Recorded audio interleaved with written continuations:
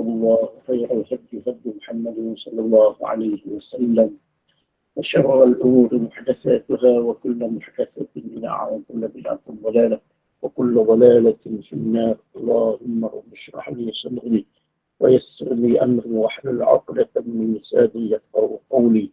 اللهم رب يسر ولا تعسر وتمم بالخير. Assalamualaikum warahmatullahi wabarakatuh. Alhamdulillah. Alhamdulillah bersyukur kepada Allah Subhanahu wa taala. Allah Subhanahu wa taala masih lagi memberi kesempatan kepada kita untuk dapat sama-sama kita bersua di dalam majlis ilmu pada pagi ini secara maya dan di dalam perkongsian ilmu berkaitan dengan akidah, berkaitan dengan tauhid, hubungan kita dengan Allah Subhanahu wa taala dan kepercayaan tauhid yang lain. Jadi sebagaimana yang kita sedia maklum, yang sebelum ini saya telah sebutkan, iaitu penggunaan teks asal kepada pengajian tauhid kitanya adalah berdasarkan kepada kitab Al-Fiqhul Akbar karangan Imam Abu Hanifah. Cuma kitab ni dia adalah ringkas, walaupun sudah ada sedikit huraian yang dibuat oleh sahabat saya yang menterjemahkan kitab ini, namun ia tetap merupakan huraian yang ringkas. Walaupun sudah ada huraian dia, tapi masih tetap huraian yang ringkas. Jadi kerana itu saya akan tambah lagi perbincangan berkenaan dengan huraian-huraian berkenaan dengan setiap topik yang kita bincangkan di dalam pengajian ini. Jadi insya-Allah pagi ini kita sambung perbincangan masih lagi pada rukun iman yang keempat, iaitu beriman kepada para rasul.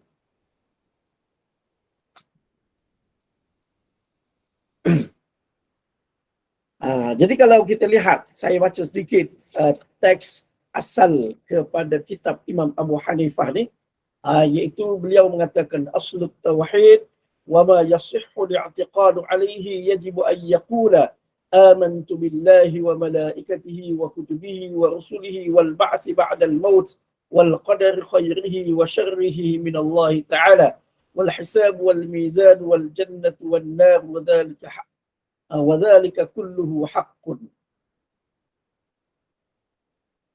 Asas tauhid dan perkara yang sah untuk diasaskan i'tiqad di atasnya ialah seseorang itu wajib mengucapkan saya beriman dengan Allah, para malaikatnya, kitab-kitabnya, rasul-rasulnya, kebangkitan selepas kematian, ketentuan baik dan buruk daripada Allah, perhitungan, timbangan syurga dan neraka, semuanya itu hak. Jadi ini teks asal kepada kitab Imam Abu Hanifah yang membincangkan berkenaan dengan persoalan pertama berkenaan dengan tauhid, iaitu asas kepada tauhid yang wajib diungkapkan oleh setiap orang yang beriman, iaitu dengan ikrar, pengakuan bahawasanya aku beriman kepada Allah, malaikat-malaikatnya, kitab-kitabnya, rasul-rasulnya, kebangkitan selepas kiamat, dan seterusnya. Jadi kita masih lagi di dalam perbincangan berkenaan dengan rukun yang keempat daripada asas-asas keimanan yang wajib diikrarkan oleh kita, wajib diimani oleh kita, iaitu beriman kepada para rasul. Jadi sebelum ini saya telah jelaskan apakah yang dimaksudkan dengan beriman kepada para rasul itu dan apakah ciri-ciri beriman kepada rasul tersebut.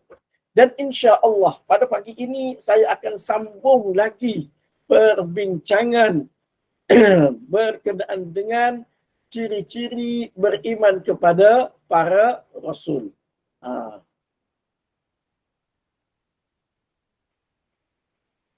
Saya akan sambung lagi. Sebelum ini sudah beberapa ciri beriman kepada para rasul yang telah kita bentangkan. yang telah saya kemukakan. Jadi pagi ini insya-Allah kita akan tambah lagi ciri-ciri tersebut. Baik. Di antara ciri-ciri beriman kepada Rasul ialah sebelum ni kita telah bincangkan iaitu uh, iaitu beriman bahawasanya para rasul itu adalah dari kalangan manusia dan hamba Allah Subhanahu wa taala. Di antara dalil-dalil yang menjelaskan berkenaan dengan perkara tersebut. Saya share semula dalil-dalil tersebut. Antaranya ayat Al-Quran di akhir surah Al-Kahfi. Dia tak boleh share sekaligus, dia tak boleh masuk semua sekali. Di dalam surah Al-Kahfi ayat yang ke-110 Allah Subhanahu wa taala berfirman, "Qul innama ana basharun mithlukum yuha ilayya annama ilahukum ilahu wahid."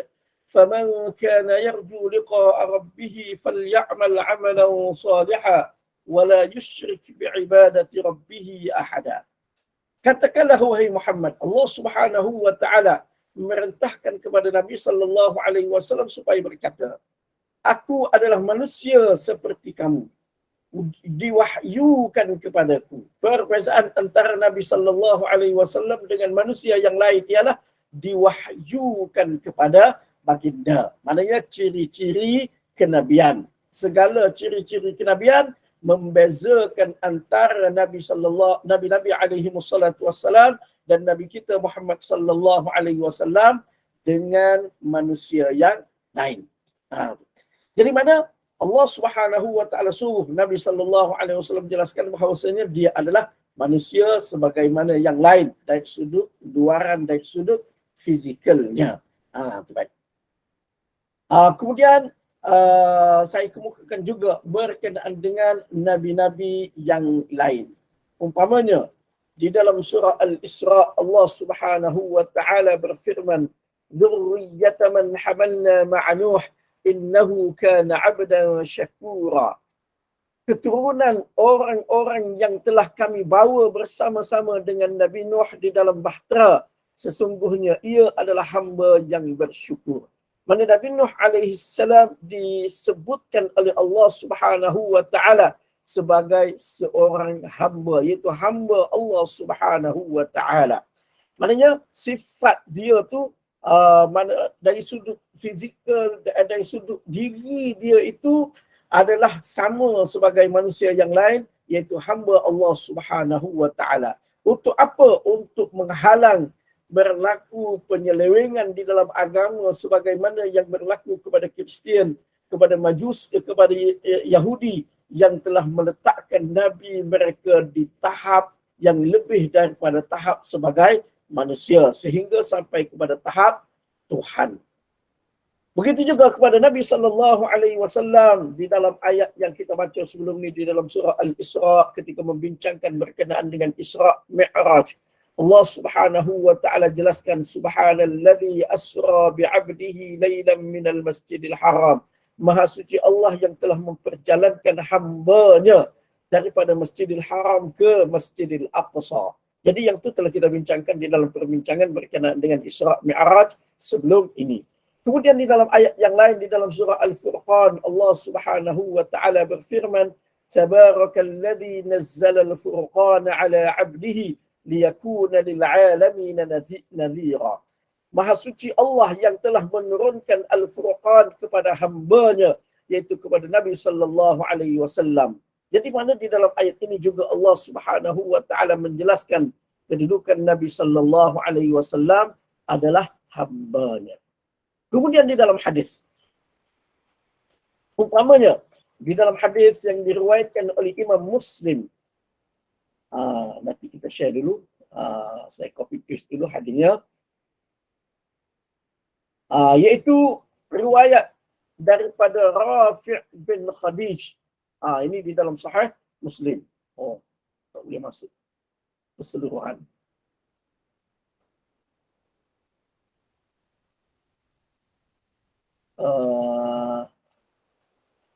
Mana tadi?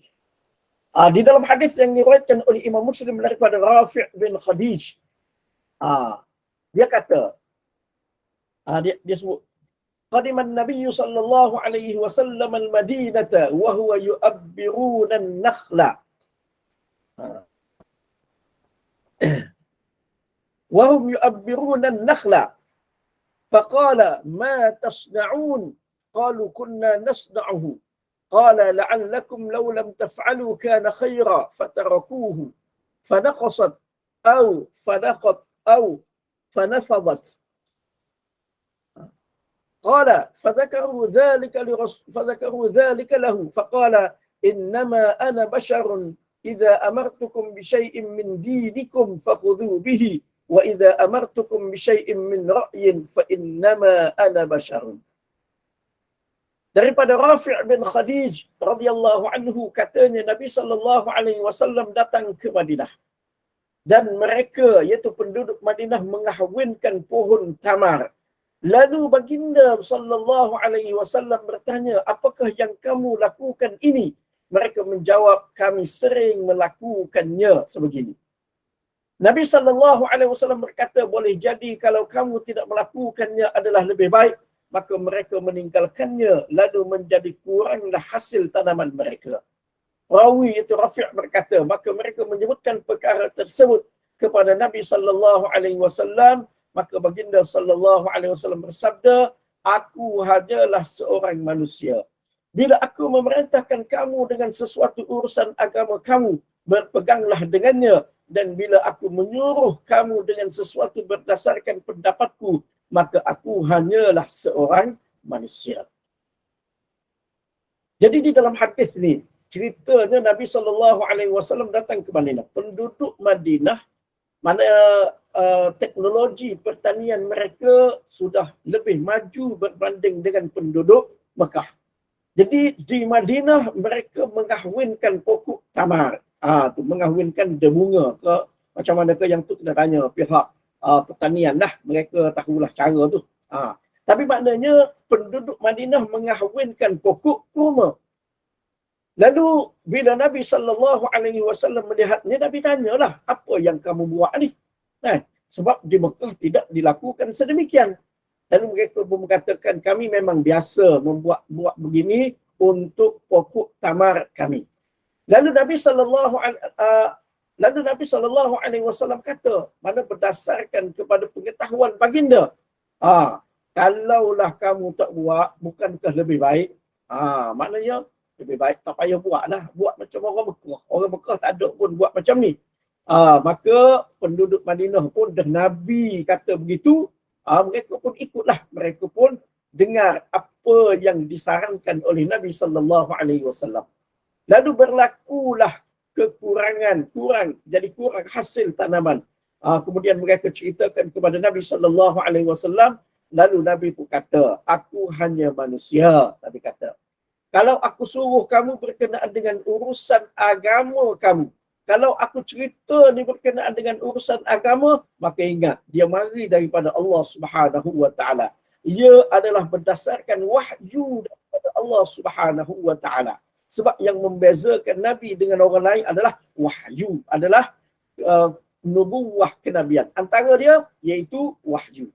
Jadi Nabi kata, kalau aku cerita kepada kamu berkenaan dengan urusan agama kamu, terima. Sebab itu wahyu daripada Allah Subhanahu wa taala, dan wahyu daripada Allah Subhanahu wa taala tidak mungkin akan silap. Sebaliknya kalau aku cerita tu pendapat aku sendiri, pandangan aku sendiri, boleh jadi ianya betul dan boleh jadi sebaliknya. Boleh jadi tak betul. Jadi yang tu kamu boleh fikir, kamu boleh terima, dan kamu boleh tidak menerima pendapatku sebagai seorang manusia. Jadi mana di dalam hadis ini dengan jelas Nabi sallallahu alaihi wasallam menjelaskan bahawasanya sifat baginda adalah seorang manusia. Jadi sebab apa saya tekankan perkara ini? Kerana berlaku juga di kalangan mereka, di kalangan kita ni berlaku maknanya pandangan-pandangan ataupun cerita-cerita yang mengangkat kedudukan Nabi sallallahu alaihi wasallam yang kadang-kadang tu lebih daripada kedudukan sebagai seorang manusia biasa. Sedangkan tidak terdapat sesuatu dalil yang menjelaskan perkara tersebut. Kalau benda tu ada dalil, apa yang dikemukakan itu ada dalil yang jelas seperti mukjizat Nabi sallallahu alaihi wasallam berdasarkan dalil yang sahih, maka kita terima. Kita terima, bukan kita menolak mukjizat, tidak. Tetapi kita nak perkara itu bersandarkan kepada sandaran yang sahih. Sebab persoalan agama ni, dia bukan hanya berdasarkan kepada akal kita sendiri, tetapi sebaliknya berdasarkan panduan wahyu daripada Allah Subhanahu wa taala, daripada Nabi sallallahu alaihi wasallam. Baik. Kemudian di antara dalil yang lain, yang ni saya tak sempat nak terjemah. Iaitu hadis yang diriwayatkan oleh Imam At-Tirmizi. Cerita ni saya baca dulu.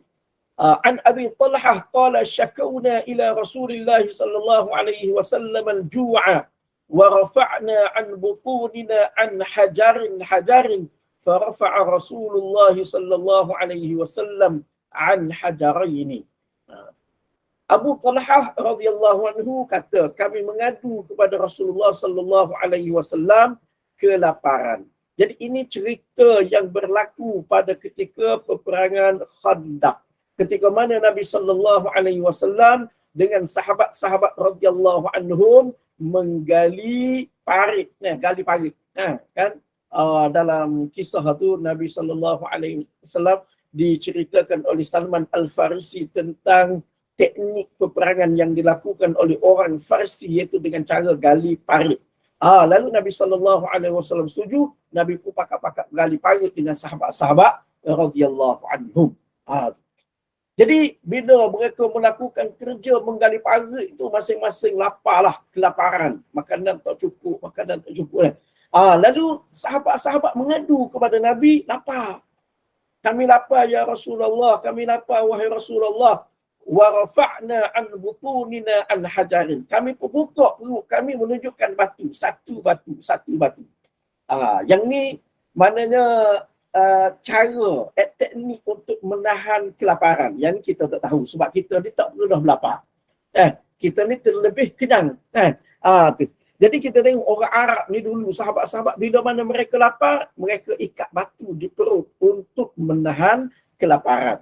Tu yang tu kenapa begitu, yang tu kita tak tahu. Saya pun tak tahu. Sebab saya pun tak pernah lapar sampai tahap tersebut. Jadi mereka pun akak tunjuk pada Nabi. Kami dah ikat batu ya Rasulullah, lapar sangat ni. Nabi sallallahu alaihi wasallam pun angkat perut dia. Angkat perut, tengok di perut Nabi 2 batu terikat. Tu. Mana Nabi lebih lapar lagi daripada sahabat-sahabat radhiyallahu anhum. Jadi maknanya seolah-olah Nabi kata, kamu baru 1 batu ikat perut tu, aku dah 2 batu lagi lapar berbanding dengan kamu. Jadi mana di sini sifat kemanusiaan, ciri sebagai seorang manusia ada pada Nabi sallallahu alaihi wasallam, iaitu bila tak makan lapar. Jadi mana Nabi tidak kata aku tak apa, aku Nabi, aku dijaga tak lapar, tak makan pun tak apa. Tidak. Nabi tidak mengatakan sedemikian. Sebaliknya, Nabi sallallahu alaihi wasallam menunjukkan kepada sahabat-sahabat bahawa baginda lebih lapar berbanding dengan sahabat-sahabat radhiyallahu anhum. Baik. Kemudian di dalam riwayat yang lain, ini di dalam Sahih Al-Bukhari. Dan hadis ini boleh bawa semua, tak apa. Saya copy sekali lagi. Sampai mana tu?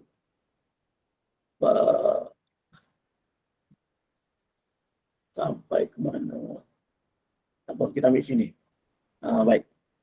Hadis ini hadis yang diriwayatkan oleh Imam Al-Bukhari. Sebab ada juga cerita di kalangan masyarakat kita ni, cerita kononnya Nabi sallallahu alaihi wasallam ni bila mana baginda berjalan, awan menaungi baginda. Ini antara yang tersebar di kalangan sebahagian daripada masyarakat kita. Jadi sejauh mana kebenaran cerita tersebut? Kita tengok hadis ini.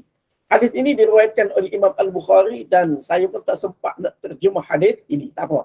Kita baca. Ini an Jabir bin Abdullah qala ghazawna ma'a Rasulillah sallallahu alaihi wasallam ghazwat Najd falamma adrakatuhu al-qa'ilah wa huwa fi wadin kathir al-'idat fanazala tahta shajaratin wastadhalla biha wa 'allaqa sayfahu fatafarraqa an-nas fi ash-shajari yastadhilluna wa bayna nahnu kadhalika idh da'ana Rasulullah sallallahu alaihi wasallam فجئنا فإذا أعرابي قاعد بين يديه فقال إن هذا أتاني وأنا نائم فاخترط صيفي فاستيقظت وهو قائم على رأسي مخترط صوتا قال من يمنعك مني قلت الله فشامه ثم قعد فهو هذا قال ولم يعاقبه رسول الله صلى الله عليه وسلم. Jadi cerita dia mana Jabir bin Abdullah radhiyallahu anhu dia cerita kami berperang bersama dengan Nabi sallallahu alaihi wasallam di dalam satu peperangan di sebelah Najd. Bila mana tiba sampai kepada kami waktu tengah hari, waktu rehat tengah hari, waktu tidur tengah hari. Dan mana dia berada di satu lembah yang banyak pokok yang berduri. Nah, pokok yang jenis pokok, satu sejenis pokok yang rendang yang berduri. Lalu Nabi SAW singgah di bawah satu pokok dan bernaung di bawah pokok tersebut. Maknanya Nabi berlindung, kita kata apa? Bernaung tu maknanya berteduh di bawah pokok tersebut. Istadhallah. Dan Nabi menggantungkan pedangnya pada pokok tersebut. Orang ramai berselerak mencari pokok-pokok untuk mereka berteduh di bawah pokok tersebut. Ketika mana kami dalam keadaan begitu, tiba-tiba Rasulullah sallallahu alaihi wasallam memanggil kami, panggil kami, "Oi, mari, sahabat-sahabat." Kami pun datang. Tengok-tengok ada seorang Arabi, Badui, duduk di hadapan Nabi sallallahu alaihi wasallam. Lalu Nabi berkata, dia ni datang ketika mana aku sedang tidur. Dia ambil pedang aku. Nah, aku pun tersedar ketika mana dia sedang berdiri di atas kepalaku. Maknanya dekat dengan aku tidur, aku bangun. Dia berdiri menghuluskan pedang kepada aku. Badui itu. Jadi mana pokok tu rendang. Boleh sakut pedang aku tu dah. Nabi tidur. Badui itu datang, ambil pedang Nabi, huluskan pedang tu kepada Nabi sallallahu alaihi wasallam. Dan Badui kata, "May yamna'uka minni?" Siapa yang boleh menghalang engkau daripada aku sekarang ni? Okey. Sekarang ni kamu nak buat macam mana? Siapa boleh sekat kamu? Tu pedang di tangan aku, pedang sedang aku huluskan kepada kamu. Aku berkata, iaitu Nabi sallallahu alaihi wasallam kata, Allah yang boleh menghalang aku daripada engkau. Lalu dia pun terkejut, gaman terduduk dia. Dan Nabi sallallahu alaihi wasallam melepaskan dia. Nabi tidak menghukum dia apa-apa. Baik. Jadi di dalam hadis ini kita tengok dalam hadis ini Nabi sallallahu alaihi wasallam dalam rombongan bersama dengan sahabat-sahabat radhiyallahu anhum singgah di kawasan yang banyak pokok-pokok yang rendang. Lalu sahabat beri kepada Nabi dulu pokok yang rendang tu. Yang paling rendang. Sebab apa? Sebab pokok ni bila lebih rendah dengan kita, kepala kita, bayang tu, teduhan itu lebih, maknanya lebih baik lah. Lebih baik teduhan tu. Tu. Jadi mana sahabat beri kepada Nabi pokok yang sedemikian untuk Nabi SAW berteduh. Begitu juga kalau kita tengok di dalam riwayat yang lain. Mana sahabat-sahabat radhiyallahu anhum bila dalam perjalanan bersama dengan Nabi SAW, bila berhenti di sesuatu tempat, mereka akan bina khemah yang pertama untuk Nabi SAW berteduh. Jadi mana di dalam hadis-hadis tersebut tidak disebutkan. Mana Nabi tak kata tak apa. Aku ni tengok awan sudah menaungi aku. Awan sudah di atas kepala aku. Buat apa lagi kamu nak cari pokok untuk aku berteduh? Buat apa lagi kamu sibuk nak buat khemah untuk aku? Awan dah ada dah ni. Mana Nabi SAW tidak mengatakan sedemikian. Maknanya apa yang berlaku kepada Nabi ini yang dibuat oleh sahabat-sahabat radhiyallahu anhum kepada Nabi SAW ini menunjukkan bahawasanya cerita-cerita yang tersebar di kalangan sebahagian daripada kita, kononnya bila Nabi SAW berjalan, awan menaungi baginda sehingga bayang pun tak ada. Cerita-cerita itu semuanya tidak berasas. setakat ini belum ditemui lagi mana-mana sandaran terhadap kisah-kisah tersebut. Maknanya daripada mana-mana hadis Nabi sallallahu alaihi wasallam tidak ada setakat ini tidak ditemui lagi sandaran kisah-kisah tersebut. Jadi kalau kita lihat di dalam hadis ini jelas menunjukkan bahawasanya Nabi sallallahu alaihi wasallam sebagai seorang manusia baginda memerlukan untuk berteduh. Di mana bila panas Nabi pun terasa kepanasan, Nabi memerlukan tempat untuk berteduh. Jadi apa yang disebutkan di dalam hadis-hadis ini, kedudukan sifat baginda sebagai seorang manusia tidak menjatuhkan kedudukan Nabi sallallahu alaihi wasallam. Bahkan ia akan menjadi asbab untuk kita boleh mengikut baginda sallallahu alaihi wasallam di dalam setiap perbuatan, di dalam setiap kata-kata amalan yang dilakukan oleh baginda. Walaupun kita tak mampu nak ikut semua hak Nabi buat, tak mampu, tapi kita boleh berusaha untuk mengikut baginda. Sebab apa? Sebab baginda juga manusia sebagaimana kita. Kalau Nabi sallallahu alaihi wasallam tu makhluk lain, malaikat ke ataupun pelik-pelik, tidak berlaku perkara-perkara ni kepada Nabi. Panas pun tak apa, hujan pun tak apa, Nabi tak sakit, Nabi tak apa, tak buang air, tak apa, maka kita boleh kata, macam mana kita nak ikut Nabi? Dia tu jenis lain, dia tu spesies lain, kita ni macam lain, kita ni penuh dengan kekurangan, sakit perut, nak buang air, Nabi tak apa, dia tak buang air. Kita akan beralasan untuk tidak mengikut Nabi sallallahu alaihi wasallam. Tetapi bila mana baginda dari segi sifat dia sama dengan kita sebagaimana seorang manusia, maka tidak ada alasan lagi untuk kita tidak mahu mengikut sunnah Nabi sallallahu alaihi wasallam. Baik. Kemudian di dalam hadis yang lain, ini saya kemukakan beberapa dalil, dalil daripada Al-Quran dan hadis Nabi sallallahu alaihi wasallam yang menunjukkan ciri-ciri baginda adalah sifat-sifat baginda adalah seorang manusia. Jadi ini juga penting di dalam ciri-ciri keimanan kita kepada Rasul. Sebab apa? Sebagaimana tadi saya telah sebutkan, supaya tidak berlaku di dalam agama kita sebagaimana yang berlaku kepada Kristian, sebagaimana yang berlaku kepada Yahudi. Baik. Di dalam hadis yang lain yang diriwayatkan oleh Imam Bukhari dan Muslim, tak habis. Kena ambil lagi.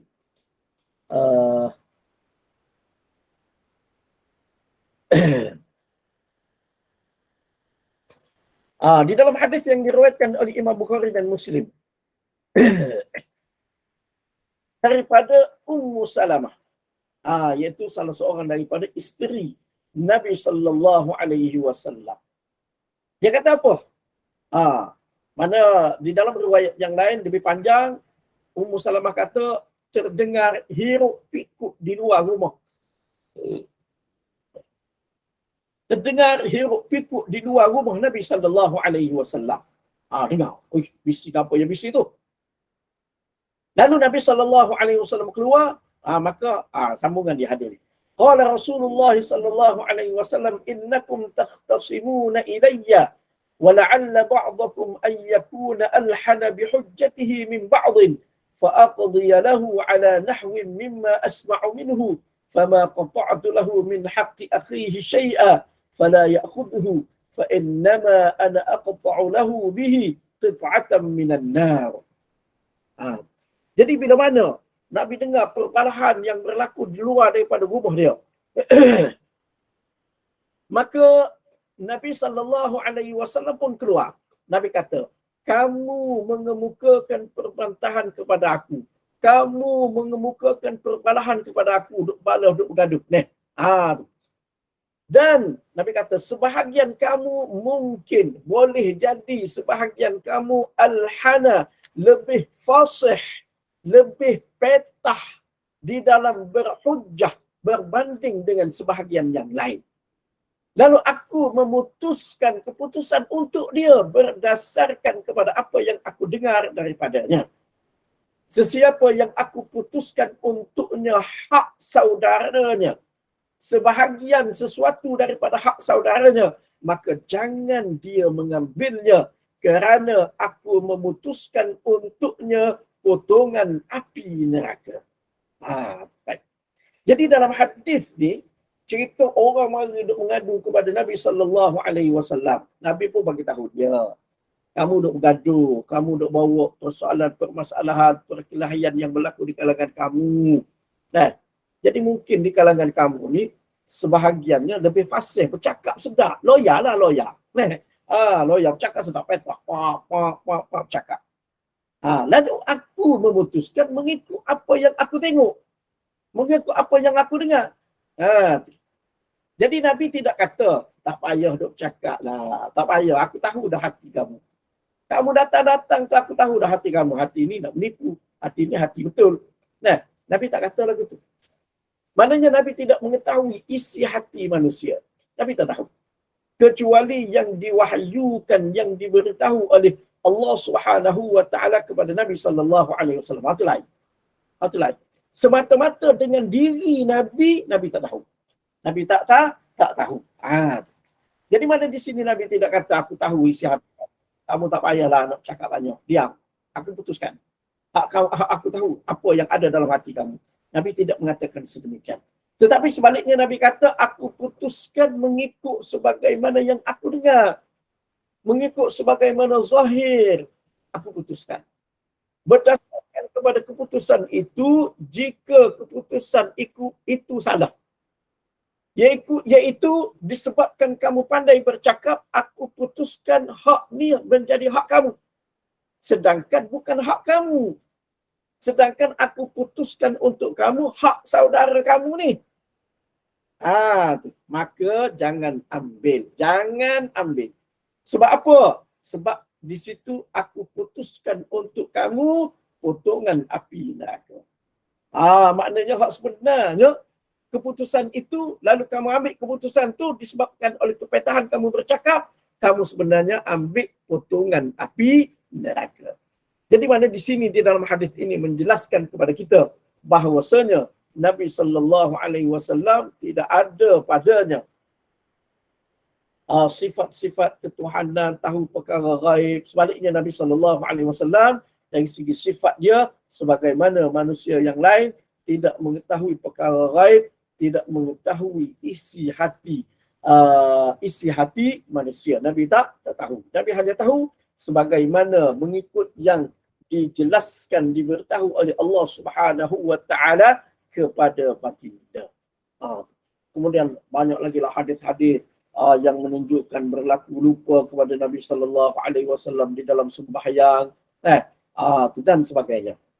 Walaupun itu semua ada hikmah di sebalik yang berlaku, hikmah untuk pengajaran berkenaan dengan cara sembahyang, macam mana kalau lupa di dalam sembahyang dan sebagainya. Namun begitu ia tetap menunjukkan bahawasanya Nabi alaihi wassalam termasuklah Nabi kita Muhammad sallallahu alaihi wasallam ini adalah dari segi sifat dia adalah sebagaimana manusia yang lain. Yang membezakan antara baginda dengan manusia yang lain adalah ciri-ciri nubuwah, seperti diwahyukan oleh Allah Subhanahu wa taala kepada baginda.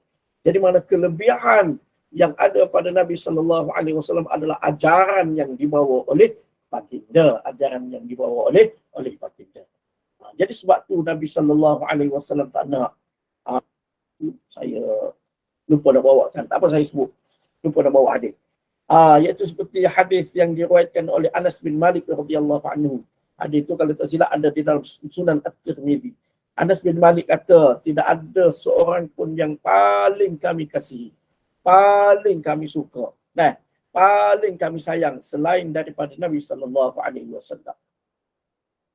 Dan kami tahu, bila mana baginda sallallahu alaihi wasallam datang, kami tidak akan berdiri kerana kami tahu lima ya'lamu, sahabat mana dia kata, mereka sahabat-sahabat tidak akan berdiri bila mana Nabi sallallahu alaihi wasallam datang, lima ya'lamuna min karahiyatihi lidzalik, kerana mereka mengetahui tidak suka Nabi sallallahu alaihi wasallam terhadap perkara tersebut. Sebab di dalam hadis yang lain Nabi sallallahu alaihi wasallam sebut Jangan kamu la taqumu kama yaqumul a'ajim yu'azzimu ba'daha ba'dha. Jangan kamu bangun sebagaimana orang ajam bangun kepada pemimpin-pemimpin mereka, sebahagian mereka mengagungkan sebahagian yang lain.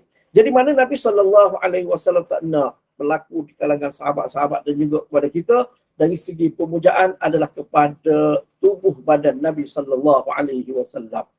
Tu Nabi tak nak tu. Tetapi Nabi nak yang dipuja, yang dibawa adalah ajaran baginda, ajaran Nabi SAW. Namun begitu bukan bermakna nak suruh kita maknanya tidak hormat kepada Nabi. Kalau duduk sekali dengan Nabi kita kata nak suruh sepak kau terajak ke hati. Tidak sampai tahap tu. Cuma perlu difahami maknanya sifat baginda adalah sebagaimana sifat manusia yang lain. Cuma yang membezakan kita dengan Nabi SAW adalah ciri-ciri kenabian kerasulan. Baik. Jadi di antara ciri beriman dengan Nabi-Nabi alaihi wassalatu wassalam, Rasul-Rasul alaihi wassalatu wassalam adalah percaya bahawasanya tidak ada sebarang khususiyah, uluhiyah, ciri-ciri khusus ketuhanan kepada Nabi-Nabi alaihi wassalatu wassalam. Umpamanya apa yang disebutkan oleh Allah Subhanahu wa taala di dalam Al-Quran, di dalam surah Al-A'raf ayat yang ke-188. Itu Allah Subhanahu wa taala berfirman, "Qul la amliku li nafsi naf'an wa la dharra illa ma syaa Allah, walau kuntu a'lamul ghaiba lastakthartu minal khair wa ma massani as-su' in ana illa basyirun wa nadhirun liqaumin yu'minun." Katakanlah, aku tidak berkuasa mendatangkan manfaat bagi diriku dan tidak dapat menolak mudarat kecuali apa yang dikehendaki Allah. Dan kalau aku mengetahui perkara-perkara yang ghaib, tentulah aku akan mengumpulkan dengan banyaknya benda-benda yang mendatangkan faedah, dan tentulah aku tidak ditimpa kesusahan. Aku ini tidak lain hanyalah pesuruh Allah yang memberi amaran bagi orang-orang yang engkar dan membawa berita gembira bagi orang-orang yang beriman. Jadi mana di dalam ayat ini Allah Subhanahu wa taala suruh Nabi sallallahu alaihi wasallam jelaskan kepada manusia, aku ni tak boleh beri manfaat kepada kamu, aku ni tidak boleh beri mudarat kepada kamu kecuali yang dikehendaki oleh Allah Subhanahu wa taala. Dan aku tak tahu perkara ghaib. Kalaulah aku tahu perkara ghaib, aku akan perbanyakkan kebaikan. Jadi maknanya dan aku tidak akan ditimpa kesusahan. Sebab tahu benda ghaib, apa berlaku besok, aku boleh elak, aku boleh elak. Jadi mana di sini Nabi sallallahu alaihi wasallam jelaskan. Mana Nabi sallallahu alaihi wasallam jelaskan bahawa Allah Subhanahu wa taala memerintahkan kepada Nabi sallallahu alaihi wasallam supaya menjelaskan bahawasanya tidak ada pada diri baginda khususiyah uluhiyah, sifat-sifat khusus sebagai seorang nabi, tidak ada pada diri Nabi sallallahu alaihi wasallam. Mana Nabi juga adalah manusia yang tidak ada ciri-ciri ketuhanan. Sebab apa? Takut berlaku sebagaimana yang berlaku kepada Kristian, sebagaimana yang berlaku kepada Yahudi yang meletakkan Nabi mereka lebih daripada kedudukan sebagai seorang Tuhan. Baik. Kemudian di antara ciri khusus, ciri-ciri beriman dengan Rasul-Rasul ialah percaya bahawasanya Rasul-Rasul diberikan wahyu oleh Allah Subhanahu wa taala. Diberikan mukjizat oleh Allah Subhanahu wa taala. Di mana Rasul-Rasul menerima mukjizat daripada Allah taala. Baik. Banyak ciri beriman kepada Rasul ni. Sebagaimana beriman kepada malaikat. Banyak. Sebab tu saya cuba berikan sebanyak mungkin. Yang ni tak muat juga untuk share satu sekali copy, kita copy sekali. Baik. Ini di dalam ayat di dalam surah Al-Baqarah ayat yang ke-253. Allah Subhanahu wa taala berfirman, "Tilka ar-rusulu faddalna ba'dahum 'ala ba'd minhum man kallama Allah wa rafa'a ba'dahum darajat wa atayna Isa ibn Maryam al-bayyinat wa ayyadnahu bi ruhil qudus walau syaa Allah maqtatala alladhina min ba'dihim min ba'di ma ja'atuhumul bayyinat walakin ikhtalafu faminhum man amana wa minhum man kafar walau syaa Allah maqtatalu walakinna Allah yaf'alu ma yurid. Rasul-rasul itu kami lebihkan sebahagian mereka atas sebahagian yang lain. Yang ni kita telah jelaskan sebelum ni, di antara ciri beriman kepada Rasul, di antara Rasul-Rasul itu ada yang lebih dan ada yang kurang. Yang tu saya telah sebutkan sebelum ni. Di antara mereka ada yang Allah berkata-kata langsung dengannya. Maknanya dengan Nabi itu. Seperti Nabi Musa alaihissalam dan Nabi kita Muhammad sallallahu alaihi wasallam. Dan sebahagiannya Allah meninggikannya beberapa darjat. Maknanya di kalangan Rasul-Rasul ada yang Allah Ta'ala tinggikan kedudukannya berbanding dengan Rasul yang lain. Dan kami berikan kepada Isa putra Maryam beberapa mukjizat serta kami perkuat dia dengan Ruhul Qudus. Jadi dalam ayat ini jelas menyebutkan bahawasanya Rasul di antara Rasul itu ada yang diberikan mukjizat oleh Allah Subhanahu Wa Ta'ala seperti Nabi Isa alaihi salam. Dan kalau Allah kehendaki nescaya tidaklah berbunuh-bunuhan orang yang datang setelah Rasul-Rasul. Tak apa. Sambungan dia. Cuma yang penting daripada ayat yang saya kongsikan ini, iaitu di antara ciri kepercayaan kepada Rasul, ialah Rasul-Rasul diberikan mukjizat oleh Allah Subhanahu Wa Ta'ala di dalam dakwah mereka. Di dalam dakwah mereka. Okey, baik. Jadi walaupun Rasul-Rasul ni, Rasul-Rasul ni ada perbezaan dari segi kedudukan dia. Ada yang lebih dan ada yang kurang. Namun begitu, kita umat Nabi sallallahu alaihi wasallam tidak boleh membezakan antara Rasul-Rasul itu dengan cara menerima sebahagian dan menolak sebahagian yang lain. Yang itu tak boleh. Membezakan dengan maksud Rasul ni lebih daripada Rasul ni, itu tak apa. Itu tak apa. Darjat yang tu sebab berdasarkan ayat tadi boleh. Tidak menjadi kesalahan. Bahkan ada di dalam Al-Quran. Yang tak bolehnya membezakan antara Rasul-Rasul dengan menganggap, dengan menolak sebahagian Rasul dan menerima sebahagian Rasul yang lain.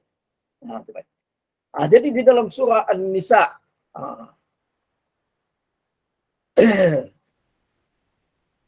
sikit lagi. Kita ambil pula. Di dalam surah An-Nisa,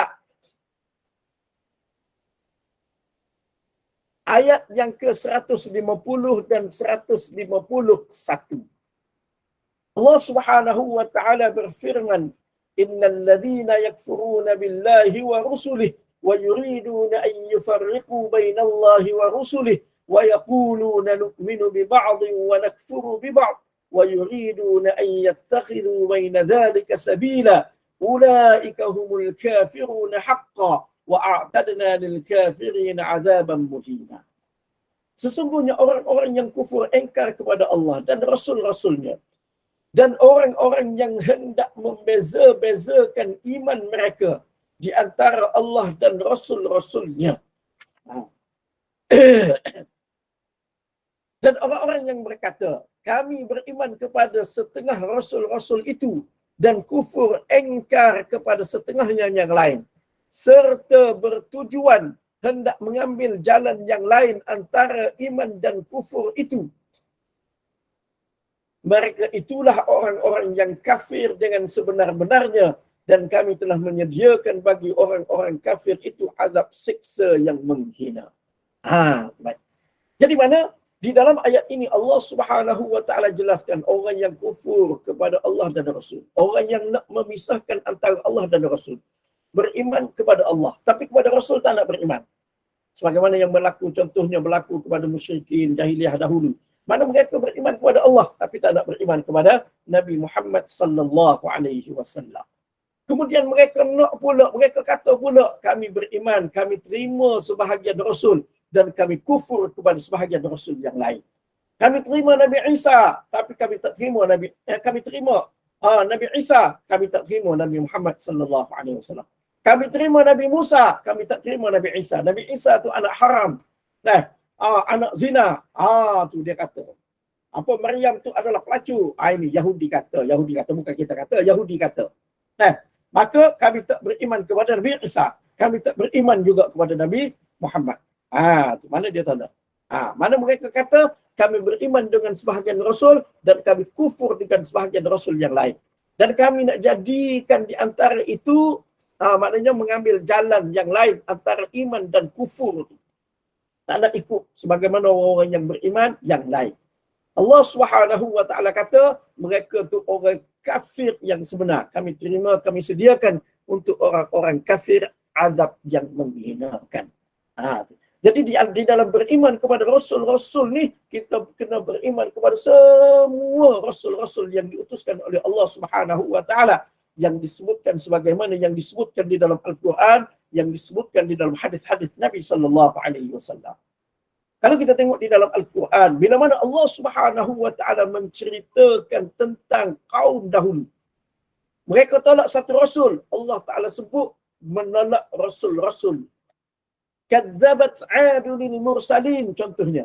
Kaum 'Ad mendustakan rasul. Macam mana mendustakan rasul-rasul? Sedangkan kaum 'Ad hanya tolak Nabi Hud sahaja. Tetapi impak dia, kesan dia, bila mana tolak seorang rasul, bermakna tolak rasul yang lain. Sebab apa? Sebab rasul yang datang menceritakan juga tentang rasul-rasul yang lain. Kalau kita tolak Nabi Muhammad sallallahu alaihi wasallam, bermakna kita tolak apa yang dibawa oleh baginda.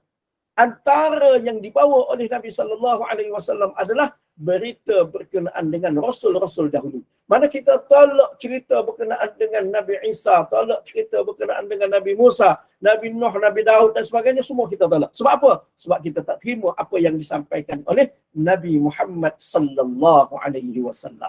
Jadi sebab itu di dalam beriman kepada Rasul ni, kena beriman dengan semua Rasul. Kemudian di antara ciri beriman kepada Rasul, Nabi-Nabi alaihi wassalatu wassalam ialah, ini yang terakhirlah, iaitu beriman bahawasanya Nabi sallallahu alaihi wasallam adalah pengutus sebahagian Nabi. Penyudah kepada Nabi-Nabi alaihi wassalatu wassalam. Maknanya penyudah Nabi lah. Penutup kepada keseluruhan Nabi. Sebagaimana ayat di dalam surah Al-Ahzab, "Ma kana Muhammadun aba ahadin min rijalikum walakin Rasulullahi wa khataman nabiyyin wa kana Allahu bikulli syai'in alima." Bukanlah Nabi Muhammad itu dengan sebab ada anak angkat dia menjadi bapa yang sebenar kepada seseorang dari lelaki kamu, tetapi dia adalah Rasulullah dan kesudahan segala nabi-nabi, dan ingatlah Allah Maha mengetahui akan segala sesuatu. Jadi ayat ini dengan jelas menunjukkan bahawasanya Nabi sallallahu alaihi wasallam adalah penyudah sekalian nabi, penutup sekalian nabi. Ini juga termasuk di dalam ciri-ciri beriman dengan rasul-rasul alaihi wassalatu wassalam. Termasuk dalam ciri-ciri tersebut. Baik. Jadi mana mana dakwaan siapa-siapa pun yang mendakwa selepas daripada Nabi sallallahu alaihi wasallam sebagai nabi, maka dakwaan itu mesti ditolak. Sebab apa? Keimanan kita berkenaan dengan rasul-rasul, Nabi sallallahu alaihi wasallam adalah penyudah sekalian rasul. Tu baik Mirza Ghulam Ahmad Qadiani ke Haji Qaha ke mengaku nabi, semua ditolak. Sebab apa? Kita beriman kepada rasul, Nabi sallallahu alaihi wasallam penyudah sekalian rasul, penutup sekalian rasul. Jadi itulah sedikit sebanyak perkongsian berkenaan dengan ciri-ciri beriman kepada rasul-rasul alaihi wassalatu wassalam sebagai sambungan, sebagai tambahan kepada apa yang telah saya kongsikan sebelum ini. Mudah-mudahan pertemuan kita pada pagi ini menambahkan manfaat kepada kita semua di dalam keimanan kita, di dalam kita beriman kepada rukun-rukun iman ini, dan secara khususnya pagi ini beriman kepada Rasul-Rasul alaihi wassalatu wassalam. Dan insya-Allah pada pertemuan akan datang kita sambung pula berkenaan dengan beriman kepada kebangkitan, mana kepada hari kiamat, insya-Allah. Wallahu a'lam. Okay, baik. Kita buka soalan ya Ustaz. Sekiranya ada nak tanya, silakan. Boleh. Ada persoalan dan silakan.